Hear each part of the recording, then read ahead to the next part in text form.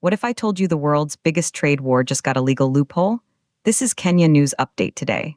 Coming up, you'll discover how President Donald Trump's administration is using a 50-year-old law to impose tariffs that could hit everything from your phone to your car. And here's the twist. It all started with a Supreme Court ruling that left them scrambling.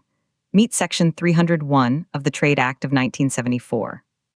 A law from 1974 that lets the U.S. investigate unfair trading practices.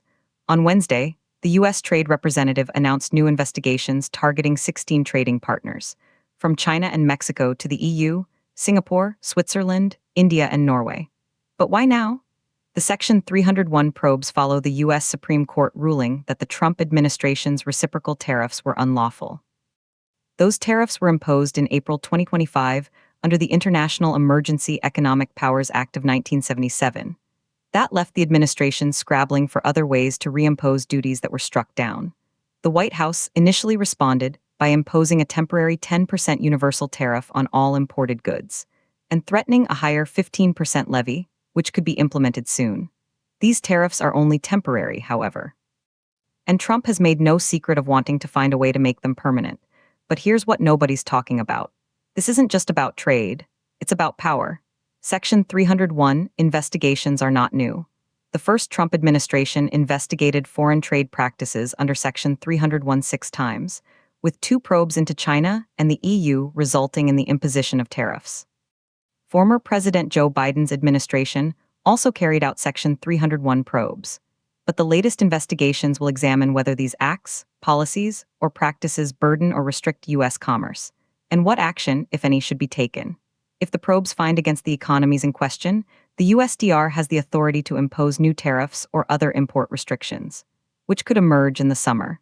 The trade agency could also withdraw or suspend trade agreement concessions, or reach deals with the economies in question if they agree to either cease the conduct in question or compensate the U.S. retaliatory action should affect goods or services of the foreign country in an amount that is equivalent in value to the burden or restriction being imposed by that country on U.S. commerce. And then, something shocking happened. The Supreme Court's ruling created a legal vacuum, leaving the Trump administration with a temporary fix that might not hold. Here's the part that will blow your mind.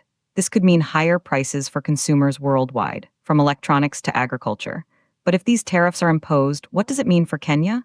As a trading nation, Kenya could face indirect impacts through global supply chains. Some say this is necessary to protect U.S. jobs. Others say it's a dangerous escalation that could trigger a trade war. But here's the twist.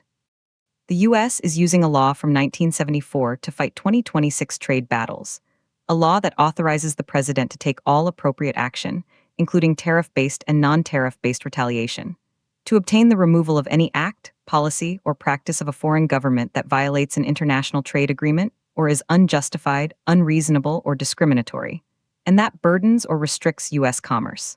The implications are huge. This isn't just about economics, it's about geopolitics, the tension between free trade and protectionism, and the unanswered question, will this strategy work or will it backfire? Do you think these tariffs will help or hurt the global economy? Drop your take in the comments. Subscribe to Kenya News Update today for more breaking news.